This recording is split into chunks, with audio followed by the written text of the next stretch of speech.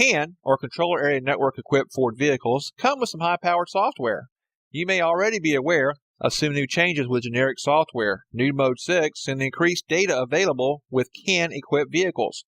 I'd like to share with you a tip on using enhanced software. In 2006 model year, Ford added new enhanced ignition diagnostic software. While it may not be for everyone, let's give it a look. Now, before we can use these, let's review secondary ignition waveforms. Wow, there sure is a lot going on here. Let's look at the major components of a secondary ignition waveform. In the old days, with analog scopes, we were not able to store waveforms. With today's digital storage oscilloscopes, waveform analysis is a lot easier.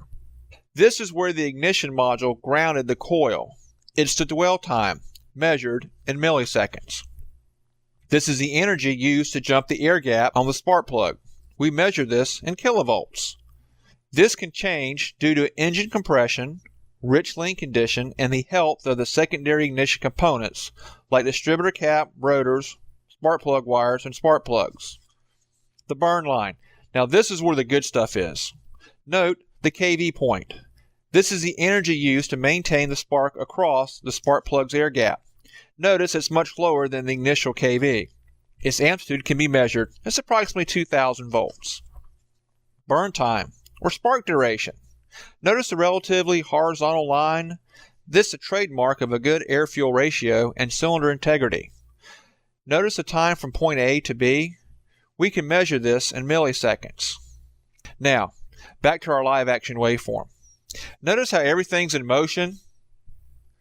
This is because the combustion chamber is a harsh environment. But that's okay, we get the overall picture.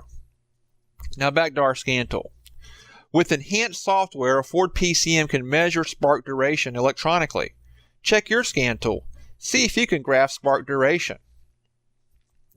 2006 and newer Fords with the new larger coil-on-plug coils have a more sophisticated Ignition Diagnostic Monitor built into their PCMs. On these engines, the scan tool will display spark duration to aid in diagnosis. If a cylinder has a spark duration that is shorter than the others, it indicates a short to ground in the secondary. This can occur due to a fouled plug or carbon-tracked coil. The spark duration should vary with the engine running. If one cylinder has a steady spark, it may indicate the spark is traveling through air, perhaps through a hole burned through the coil-on-plug boot.